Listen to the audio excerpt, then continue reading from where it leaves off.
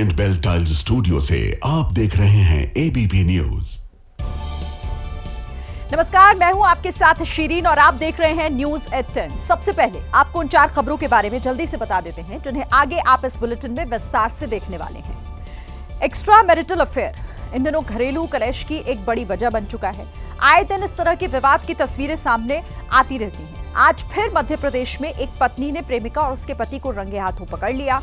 मौके पर पुलिस बुलाई गई और पत्नी ने जो आपबीती सुनाई उसे सुनकर लोगों का दिल बैठ गया। कुछ पति पत्नी झगड़े के चलते सुर्खियों में आ जाते हैं, तो कुछ पति पत्नी अपने शातिर प्लान की वजह से। आपको ऐसे ही एक पति पत्नी से हम मिलवाएंगे जिन्होंने कत्ल की ऐसी साजिश रची जिस पर पूरी पिक्चर तैयार हो सकती है। इन लोगों की सच्चाई सुनकर पुलिस के भी होश उड़ गए। आज मध्य प्रदेश के छतरपुर में मौजूद बाबा बागेश्वर का धाम फिर से चर्चा में आया। वजह मौत की बारिश। जिस महिला ने 6 घंटे पहले पंडित धीरेन्द्र शास्त्री से दीक्षा ली थी, उसकी मौत हो गई। इस हादसे में 10 से ज्यादा घायल हुए हैं जो अस्पताल में एडमिट हैं। और आज एक बार फिर बात होगी धर्मांतरण का धंधा करने वाले छांगुर बाबा की। इस बाबा पर योगी सरकार ने बुलडोजर एक्शन किया है। कल भी बलरामपुर में बुलडोजर वाला एक्शन होगा, लेकिन इस बीच सीएम योगी ने छांगुर बाबा का नाम लेकर जो कुछ कहा है उसे सुनकर छांगुर बाबा जेल की सलाखों के पीछे जरूर छटपटा रहा होगा। तो तमाम खबरों पर विस्तार से आप तक हर जानकारी पहुंचाएंगे, लेकिन सबसे पहले आप जरा वो तस्वीरें देखिए जो सुर्खियों में है। मध्य प्रदेश के कटनी में देर रात एक घर में ऐसी घटना घटी जिससे पूरा मोहल्ला दहशत में आ गया। हालांकि एक महिला ने हालात को संभाला जिसकी अब हर कोई तारीफ कर रहा है। इंडियन स्पेक्टिकल कोबरा एक ऐसा जहरीला सांप जो अगर किसी को एक बार काट ले तो अगला पानी भी ना मांगे, यानी मौत पक्की। और यही कोबरा रोशन नगर के एक मकान में जा छिपा था। घर वालों ने सर्प विशेषज्ञ अमिता सेन को बुलाया और फिर शुरू हुआ कोबरा को ढूंढने का खेल। दरअसल कोबरा सोफे में जा घुसा था। अमिता ने बिना डरे सोफे को काटा और जैसे ही पर्दा हटाया तो कोबरा बाहर निकल आया। अमिता ने बिना घबराए पूरे कौशल से उसे जिंदा और सुरक्षित पकड़ा। रेस्क्यू के बाद कोबरा को पास के जंगलों में सुरक्षित छोड़ दिया गया। आमतौर पर विमान में तकनीकी खराबी या फिर खराब मौसम की वजह से उड़ानों में देरी होती है, लेकिन सूरत एयरपोर्ट से एक अजीब ही घटना सामने आई जिसकी वजह से सूरत से जयपुर जा रहा इंडिगो का एक विमान तय समय पर उड़ान नहीं भर पाया। क्योंकि इस विमान पर मधुमक्खियों ने अपना डेरा जमा लिया था। विमान में सभी यात्री बैठ चुके थे और उनका सामान भी रख दिया गया था। विमान उड़ान भरने ही वाला था कि अचानक मधुमक्खियों का एक झुंड लगेज डोर पर जाकर बैठ गया। मधुमक्खियों के झुंड को देख एयरपोर्ट स्टाफ हरकत में आ गए। सबसे पहले मधुमक्खियों को भगाने के लिए धुएं का इस्तेमाल किया गया, लेकिन इससे कोई फायदा नहीं हुआ। बाद में फायर टेंडर की मदद से झुंड पर पानी का छिड़काव किया गया। करीब 1 घंटे की मशक्कत के बाद मधुमक्खियों को हटाया गया और उसके बाद ही विमान ने जयपुर के लिए उड़ान भरी। इस दौरान सभी यात्री विमान के अंदर ही इंतजार करते रहे। शिमला में जंगल से निकलकर रिहायशी इलाके में पहुंचे एक तेंदुए ने एक कुत्ते पर हमला कर दिया। उसके बाद जो कुछ हुआ वो बेहद रोमांचक है। हालांकि रिहायशी इलाके में तेंदुए के हमले से हड़कंप मच गया। तेंदुआ झाड़ियों से निकलता दिखा, सामने से गाड़ियां गुजरी। तेंदुए ने थोड़ी देर तक स्थिति को समझा। जब फिर कोई वाहन नहीं दिखा तो वो सामने की 2 मंजिला इमारत की सीढ़ियों पर चढ़ा। तेंदुआ ऊपर कुत्तों का शिकार करने गया था। उसने कुत्ते पर हमला भी किया, लेकिन कुत्ते ने भी चालाकी दिखाई और किसी तरह तेंदुए से चंगुल छुड़ाकर भागा। इस दौरान तेंदुआ भी कुत्ते के पीछे भागा, लेकिन कुत्ता काफी तेजी से दूर चला गया। इधर तेंदुआ भी सीढ़ियों से नीचे उतरा। उधर पीछे से एक और कुत्ता नजर आया, लेकिन वो भी सुरक्षित है। शिकार की तलाश में सड़क पर आया तेंदुआ बिना शिकार किए वापस जंगल की तरफ चला गया। गुजरात के सूरत में एक ज्वेलरी शोरूम में लूटपाट और हत्या की वारदात को अंजाम दिया गया। पुलिस फरार लुटेरों की तलाश कर रही है, लेकिन एक लुटेरा भागते समय लोगों के हत्थे चढ़ गया। ये तस्वीर उस वक्त की है जब शोरूम में लूटपाट के बाद बदमाश भाग रहे थे। इसमें दिख रहा है कि 4 बदमाश वारदात के बाद भाग रहे हैं।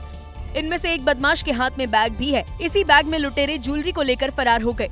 लुटेरों के भागने के बाद कुछ लोग उनके पीछे डंडा लेकर भागते दिखे। चारों बदमाश रात करीब 9 बजे श्रीनाथ जी ज्वेलर्स के शोरूम में घुस आए। लूटपाट के दौरान आशीष नाम के युवक ने विरोध किया तो लुटेरों ने उसे गोली मार दी। बाद में इलाज के दौरान उसकी मौत हो गई। वहीं लूटपाट के बाद एक आरोपी को लोगों ने पकड़ लिया। गुस्साई भीड़ ने बदमाश की जमकर पिटाई कर दी। मध्य प्रदेश के कटनी में एक पत्नी ने अपने पति को दूसरी महिला के साथ रंगे हाथों पकड़ लिया। फिर क्या था, देखते ही देखते हंगामा शुरू हुआ और पुलिस भी पहुंच गई। आरोपी पति ऑफिस की ही एक महिला कर्मचारी के साथ उसके फ्लैट पर मौजूद था, जहां पत्नी अपने बच्चों को लेकर पहुंच गई। सुनिए, आप थाने चलिए, मेरी बात सुनिए ना। फ्लैट से होता हुआ मामला पुलिस थाने जा पहुंचा, जहां महिला की हालत खराब हो गई और वो बेहोश हो गई। पत्नी का आरोप है कि दोनों की शादी मंदिर में हुई थी, लेकिन पिछले 6 महीनों से आरोपी पति उसे अकेला छोड़कर महिला के साथ उसके फ्लैट में रह रहा है। फिलहाल पुलिस ने दोनों से पूछताछ कर आरोपी दीपक तिवारी के खिलाफ मुकदमा दर्ज कर लिया है। दिल्ली में एक शख्स पर अपनी गर्लफ्रेंड और 6 महीने की एक बच्ची की बेरहमी से हत्या का आरोप लगा है। ये दोनों लिव इन में रहते थे, लेकिन किसी बात को लेकर पिछले कुछ दिनों से दोनों में झगड़ा चल रहा था। घटना मजनू का टीला इलाके की है।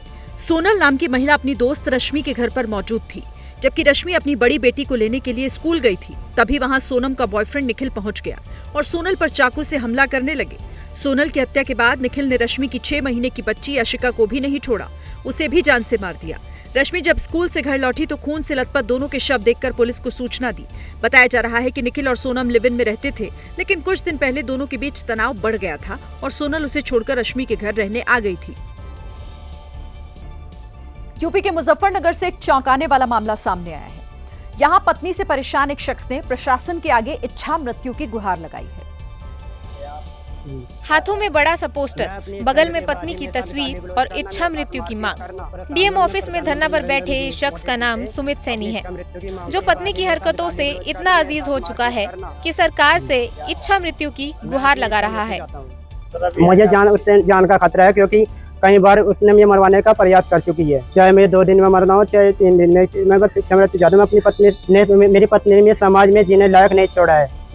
इधर पत्नी का कहना है कि सुमित उससे आए दिन मारपीट करता रहता है। पत्नी का ये भी आरोप है कि उनके मामा ने जबरदस्ती उनकी शादी सुमित से करवा दी। फिलहाल घरेलू विवाद का ये मुद्दा शहर भर में चर्चा का विषय बना हुआ है। यूपी के चित्रकूट में एक ऑल्टो कार मिली लाश का पुलिस ने सनसनीखेज खुलासा कर दिया है। पुलिस ने इस पूरे मामले में पति पत्नी को गिरफ्तार किया और जो खुलासा किया है वो हैरान करने वाला है। 30 जून को कार के अंदर से पुलिस को जला हुआ मोबाइल और एक सिम कार्ड मिला था। अंदाजा ये लगाया कि लाश शायद कार मालिक सुनील सिंह की है, जो किसी हादसे का शिकार हो गया। पूरी कहानी में यूटर्न तब आता है जब पुलिस सुनील सिंह के घर लाश की शिनाख्त के लिए पहुंचती है, लेकिन परिवार डीएनए कराने से इनकार कर देता है। इस बीच पुलिस को मुखबिर से खबर मिली कि जिसकी कार में लाश मिली वो तो अपने रिश्तेदार के घर घूम रहा है। पुलिस को शक हुआ और सुनील सिंह की पत्नी से कड़ाई से पूछताछ की तो पता चला कि सुनील सिंह ने बैंक से 2 करोड़ का कर्ज लिया था, जिसे चुकाना उसके बस की बात नहीं थी। लिहाजा साउथ की एक मूवी देखकर उसने शराब की दुकान से अपनी ही कदकाठी का आदमी चुना, उसे खूब शराब पिलाई। वारदात वाले दिन दोनों पति पत्नी उसे किसी सुनसान जगह पर ले गए। कार के अंदर सिलेंडर का स्विच खोल दिया, जिसके बाद आग लग गई और कार के अंदर मौजूद शख्स की जिंदा जलकर मौत हो गई। सुनील को लगा कि अब बैंक से छुटकारा मिल गया, क्योंकि उसकी तो हादसे में मौत हो चुकी थी। लेकिन कहते हैं ना कि जुर्म तो छिपाए नहीं छिपता। पुलिस ने अब दोनों पति पत्नी को एक निर्दोष शख्स की हत्या करने के आरोप में सलाखों के पीछे भेज दिया है। यूपी के आजमगढ़ से एक हैरान करने वाला मामला सामने आया है। यहाँ पर जब 10 साल तक एक महिला को संतान नहीं हुई तो वो तांत्रिक के पास पहुंच गई और अब उसकी मौत हो चुकी है। 35 साल की अनुराधा यादव संतान ना होने से बेहद परेशान रहती थी। किसी ने उसे तांत्रिक के बारे में बताया और जब वहां गई तो आरोप है कि भूत भगाने के नाम पर उसे गंदा पानी पिलाया गया। इसके साथ ही आरोप ये भी है कि तांत्रिक ने अपने साथियों के साथ मिलकर अनुराधा का बाल पकड़ा और भूत भगाने के नाम पर उसका गला और मुंह दबा दिया, जिससे उसकी जान चली गई। और यहाँ पर मलमूत्र खिलाकर या भूत भगाते हैं। हो सकता है उसी को खिलाने पिलाने में उनको जबरदस्ती किए हों। बगल में वहाँ पानी है, वहीं में ये लोग भूत छुड़ा रहे थे, उनको दाबे हुए हैं और गला दबाकर और मुंह दबाकर उनकी हत्या कर दी। अनुराधा की मौत के बाद तांत्रिक अपने साथियों के साथ फरार हो गया। अब पुलिस मामले की जांच कर रही है।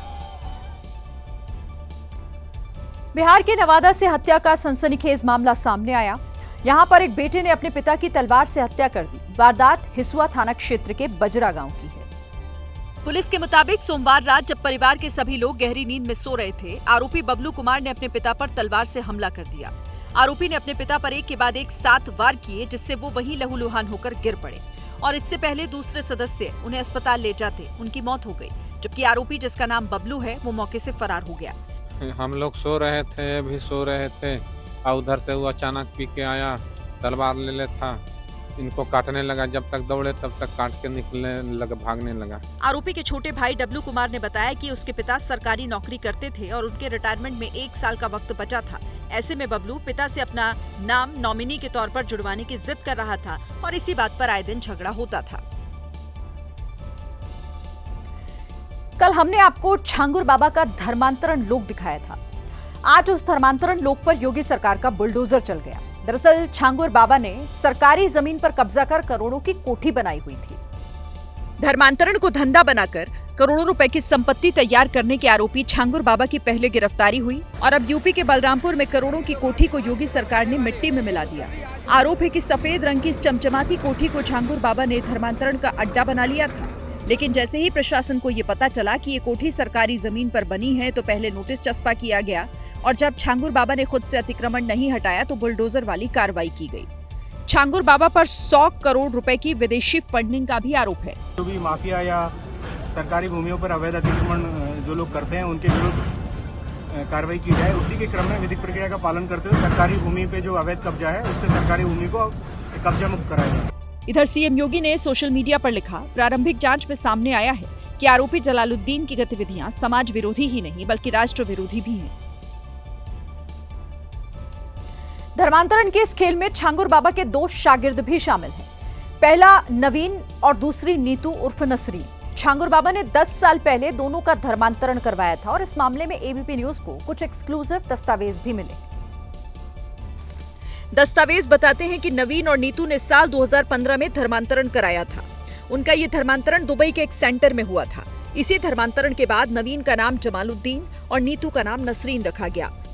यूपी एटीएस ने शनिवार को 50,000 रुपए के इनामी छांगुर बाबा और नसरीन को लखनऊ के एक होटल से गिरफ्तार किया था। कहा जा रहा है कि बलरामपुर में 3 करोड़ की जिस कोठी पर बुलडोजर चला वो नसरीन के नाम पर ही थी, जो करीब 3 बीघे में बनी थी। वहीं अब वो लड़कियां भी एक एक कर सामने आने लगी हैं जिन्हें प्रेम जाल में फंसाकर छांगुर बाबा ने धर्म परिवर्तन कराया था। नहीं, वो काम के सिलसिले में नहीं हुई थी, ऐसे ही आए थे बस वो मिलने के लिए, फिर नंबर शेयर किया। चूंकि अब हिंदू थे तो इतना मुझे जानकारी नहीं हुई उस समय।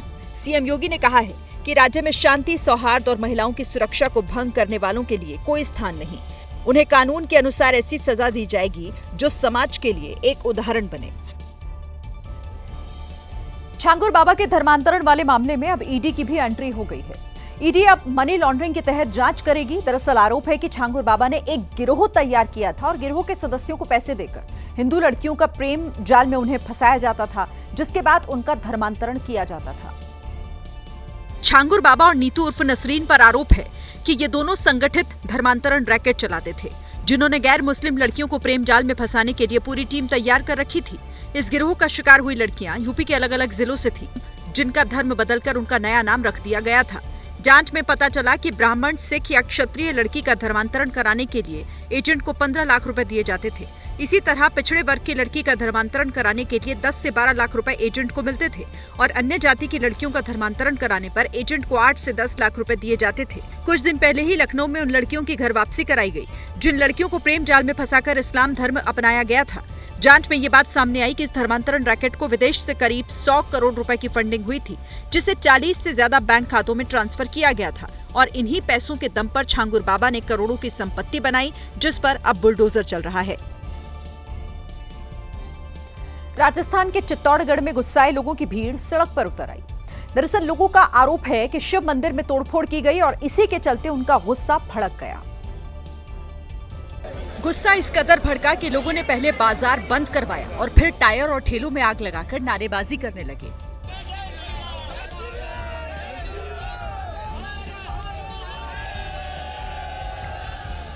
आरोप है कि प्रदर्शन के दौरान पुलिस के साउंड सिस्टम को भी छीनकर सड़क पर फेंक दिया। हालात इतने बिगड़ गए कि प्रशासन को दूसरी जगह से अतिरिक्त फोर्स मंगानी पड़ गई। हालांकि कलेक्टर और एसपी ने किसी तरह गुस्साए लोगों को शांत कराया और 5 घंटे के बाद ये प्रदर्शन खत्म हुआ। वहीं लोगों ने चेतावनी दी है कि अगर मंदिर में तोड़फोड़ करने वालों को पकड़ा नहीं जाएगा तो वो फिर से सड़क पर उतर आएंगे। सावन का महीना शुरू होने वाला है, लेकिन कांवड़ियों का शोर शुरू हो चुका है। उत्तराखंड के रुड़की में कुछ कांवड़ियों ने एक ढाबे पर जमकर उत्पात मचाया। कांवड़ियों ने यह आरोप लगाया कि शिव वैष्णो ढाबे पर उन्हें जो खाना दिया गया उसमें प्याज की गंध आ रही थी,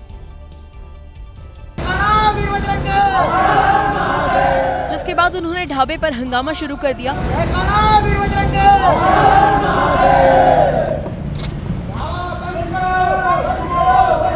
कुछ ही देर में ढाबे पर कावड़ियों की भारी भीड़ इकट्ठा हो गई। हंगामे की खबर मिलते ही पुलिस भी पहुंच गई और काफी कोशिश के बाद हंगामा कर रहे कावड़ियों को शांत कराया। होटल ढाबों के लिए उच्च स्तर पर निर्देश हैं कि वो अपना रेड लिस्ट डिस्प्ले करेंगे और किसी भी प्रकार का कोई संदेह किसी को होता है तो इमीडिएट पुलिस की मदद लेंगे। कावड़ियों के आक्रोश को देखते हुए पुलिस ने फिलहाल ढाबे को बंद करा दिया और ढाबा मालिक को अपने साथ ले गई। वहीं यूपी के मुजफ्फरनगर में उस्मान नाम के एक शख्स पर कांवड़ को खंडित करने का आरोप लगा।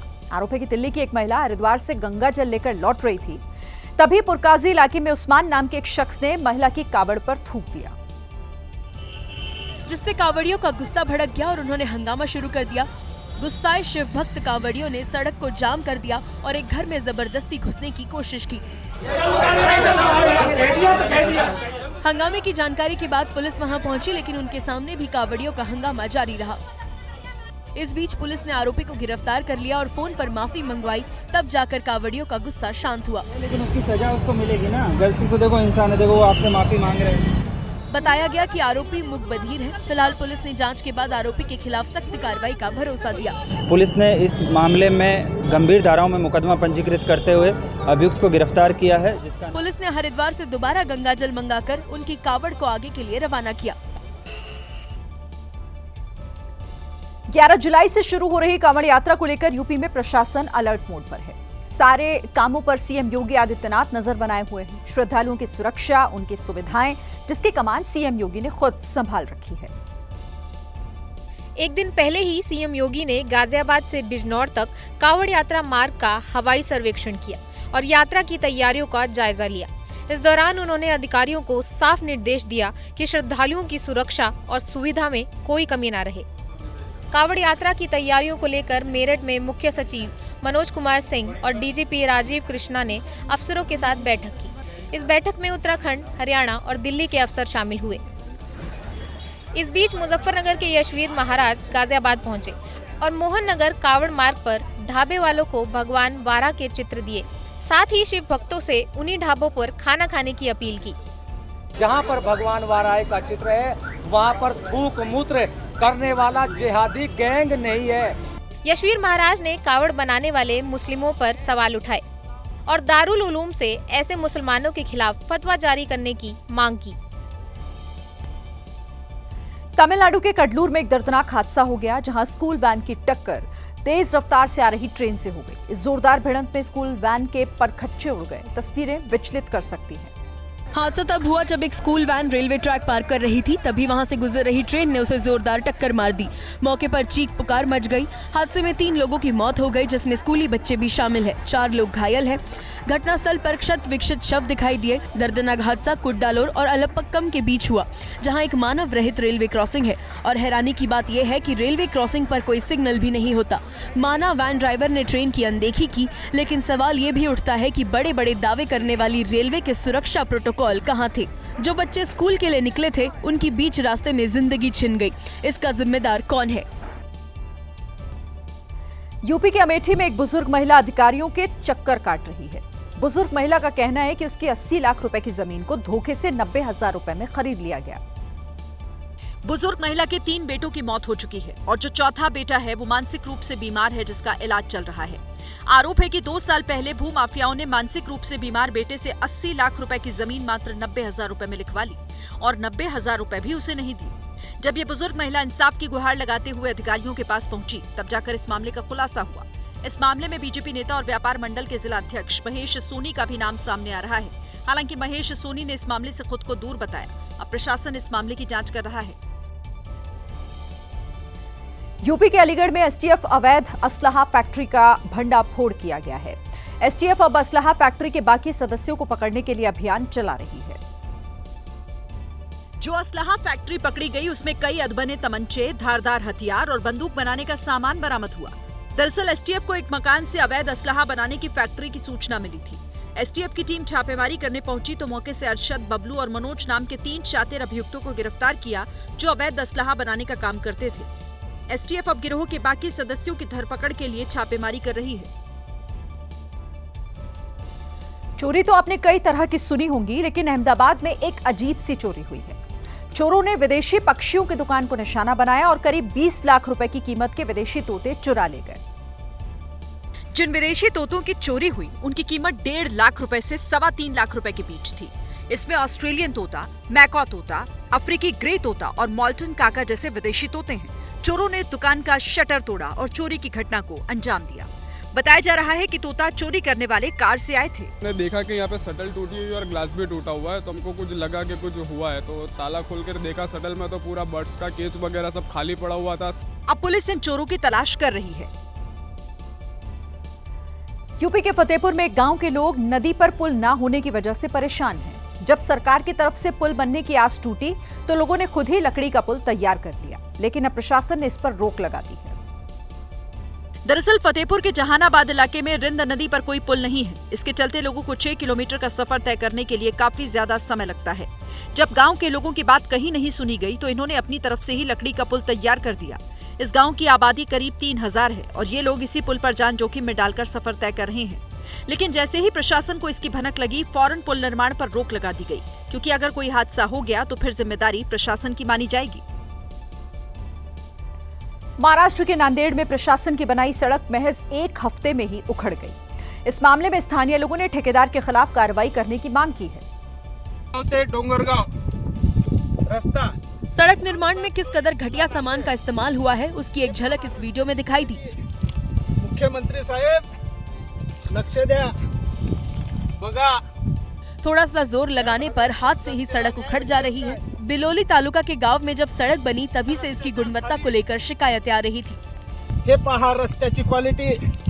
मुख्यमंत्री साहेब लक्ष द्या बघा, या भागातील जनतेला न्याय भेटेल काय?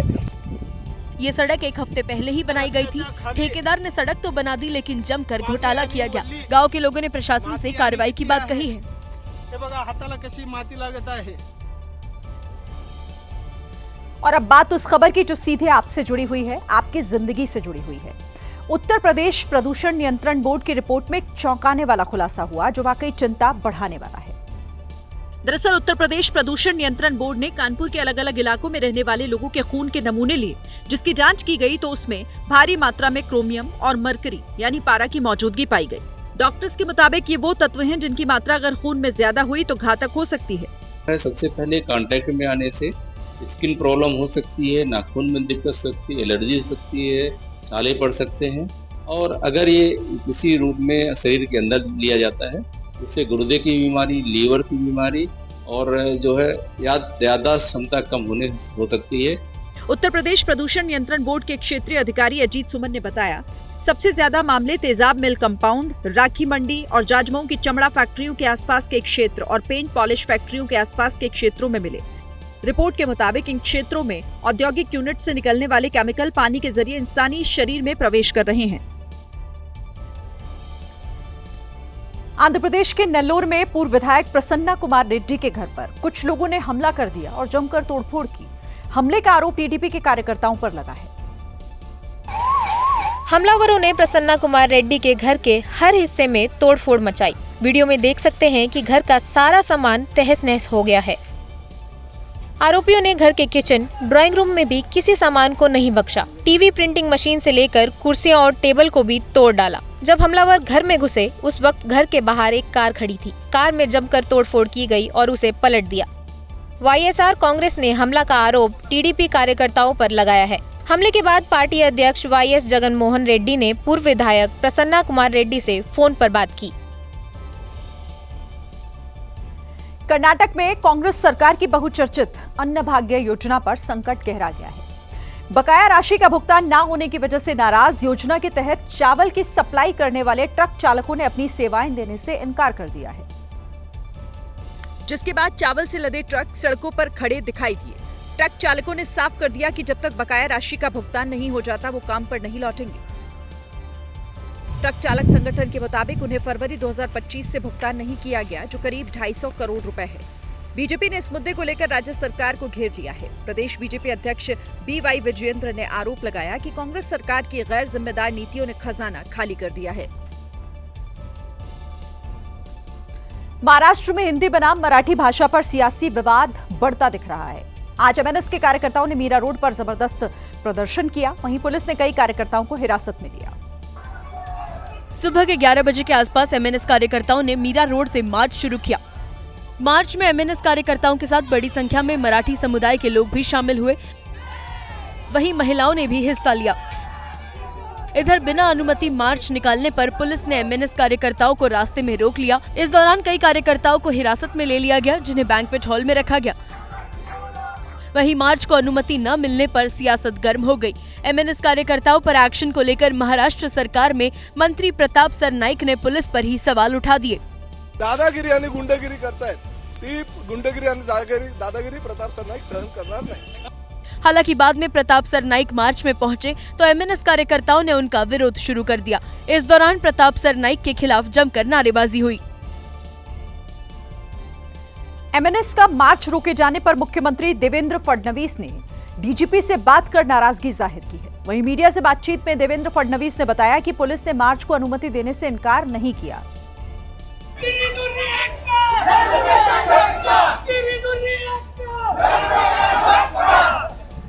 उन्होंने बताया कि एमएनएस कार्यकर्ता और मार्च में शामिल दूसरे संगठन पुलिस के द्वारा सुझाए गए रूट पर मार्च निकालने के लिए सहमत नहीं थे। महाराष्ट्र में किसी भी मोर्चे को इजाजत है, ये लोकतांत्रिक राज्य है, वो भी मोर्चा निकालना चाहे तो परमिशन लेकर निकाल सकता है। वहीं मुख्यमंत्री ने डीजीपी को एमएनएस के मोर्चे को इजाजत न देने पर जांच कर रिपोर्ट पेश करने को कहा है। इस बीच शिवसेना उद्धव गुट ने पहले मोर्चे को अनुमति न देने फिर इजाजत देने पर सवाल उठाए। ये क्या चल रहा है, मुझे यही समझ में नहीं आ रहा है, क्या कंफ्यूजन है। एक तो आप महायुति का राज्य चल रहा है कि दड़पशाही का राज्य चल रहा है कि ब्रिटिश के काल में हम है। मोर्चे पर पुलिस के एक्शन को लेकर विपक्ष महाराष्ट्र की देवेंद्र फडणवीस सरकार पर चौतरफा हमलावर है। सरकार क्या कर रही है? ये लॉ एंड ऑर्डर सिचुएशन पैदा हुई है, इसके जिम्मेदार कौन है? सरकार है। हिंदी बनाम मराठी विवाद की गूंज महाराष्ट्र विधानसभा में भी सुनाई। महाराष्ट्र विधानसभा के बाहर महाविकास अघाड़ी के विधायकों ने आदित्य ठाकरे के नेतृत्व में जमकर नारेबाजी की।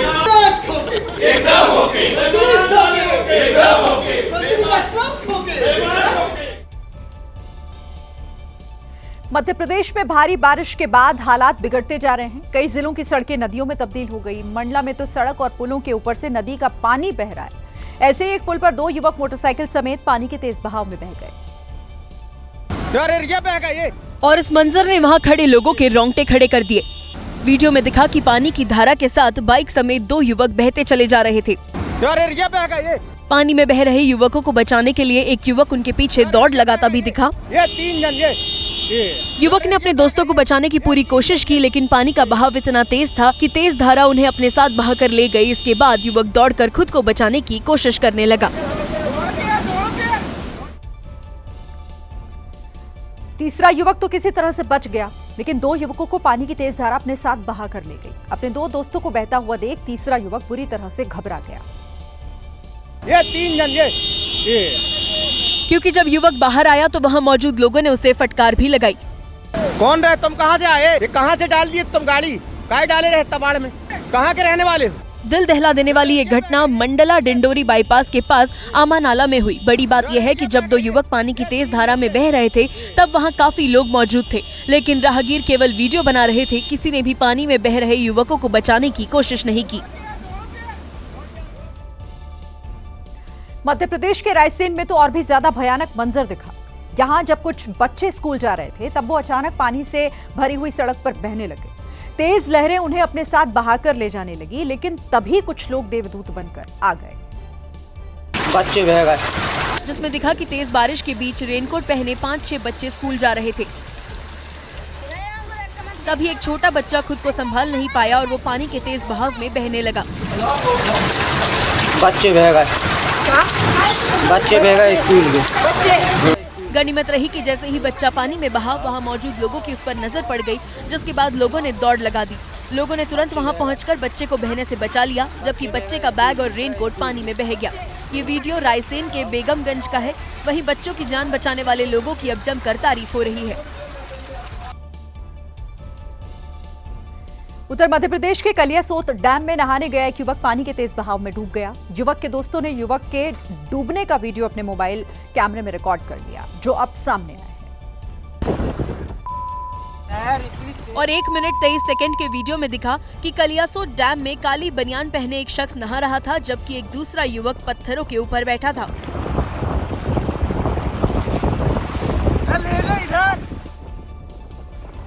इसके बाद पत्थरों के ऊपर बैठा शख्स पानी में छलांग लगा देता है और नहाने के लिए तैरकर दूर चला जाता है।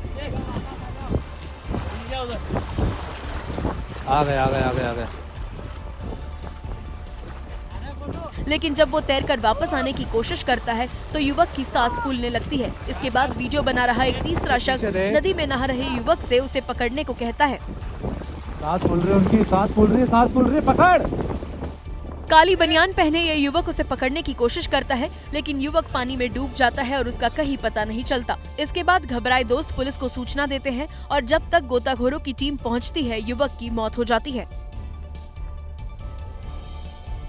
और एमपी के कटनी से एक चौंकाने वाली घटना सामने आई, जहां पर मछली पकड़ने गया एक युवक नदी के तेज बहाव में बह गया। बताया गया कि युवक करीब 500 मीटर तक बहते हुए मुक्ति धाम के पास तक चला गया।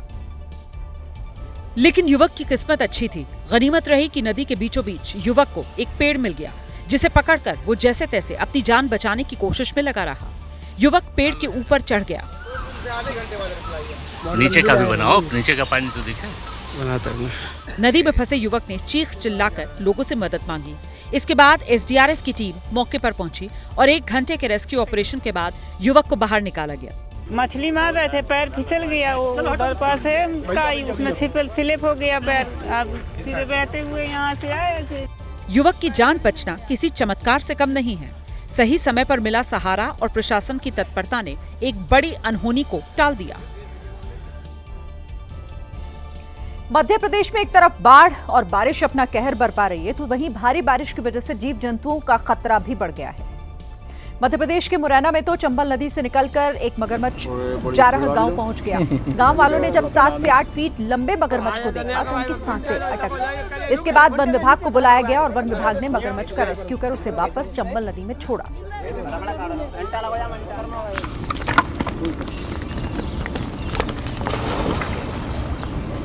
बड़ी स्पीड वाली तो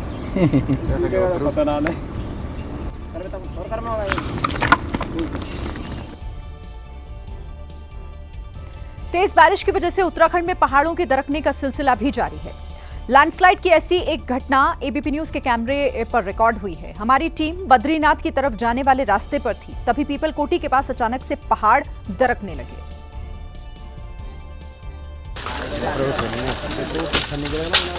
और एबीपी न्यूज के कैमरे में दिखा कि पहले एक बड़ी चट्टान आकर गिरी और फिर सैकड़ों छोटे बड़े पत्थर पहाड़ों से बरसने लगे। पत्थर आकर सीधा जमीन पर गिरे। कई पत्थर तो वहां खड़ी मलबा हटाने वाली मशीन को आकर लगने लगे। इस रास्ते से कई यात्री 4 धाम यात्रा को जा रहे थे, जो रास्ता बंद होने की वजह से फंस गए। जिस हिसाब से पीछे भीड़ देखने को मिली तो सारा बंद है, काफी लंबी लाइन आगे तक है। जिस समय लैंडस्लाइड हो रहा था वहाँ तमाम लोग थे। मतलब अगर लोगों के वहाँ से निकलने और पत्थर गिरने में कुछ सेकंड भी ऊपर नीचे होता तो पत्थर लोगों के ऊपर भी गिर सकते थे। ये मंजर बेहद डरावना था, क्योंकि लगातार लैंडस्लाइड हो रहा था। इसीलिए एक डर ये भी था कि कहीं जहाँ पर लोग खड़े हैं वहाँ पत्थर गिरने शुरू ना हो जाएं।